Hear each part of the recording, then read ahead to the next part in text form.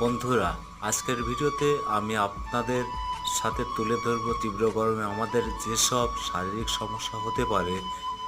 বন্ধুরা, এখন চলছে এপ্রিল মে মাসে তীব্র তাপদাহ। এ সম্পর্কে বিএসএমইউ ইন্টারনাল মেডিসিন বিভাগের অধ্যাপক ডাক্তার আবেদ হোসেন খান বলেন, অসহনীয় গরমের বিপর্যস্ত হয়ে পড়েছে জনজীবন। এ সময় সবথেকে বেশি ঝুঁকি হিট স্ট্রোকের। পরিবারের বয়স্ক, অসুস্থ এবং শিশুরা অনেক সময়ই অনুধাবন করতে পারে না এই ব্যাপারটা, তাই তাদের দিকে বাড়তি নজর রাখতে হবে। পাশাপাশি গরমের সাথে বেড়ে চলেছে ডায়রিয়ার প্রকোপ। এছাড়াও প্রচণ্ড গরমে জ্বর, কাশি, শ্বাসকষ্ট রোগ, নিউমোনিয়া, পানিবাহিত টাইফয়েড ও জন্ডিস এবং চর্মরোগ বা ফুসফুসির প্রকোপ অনেক বেড়ে যায়। ডাক্তার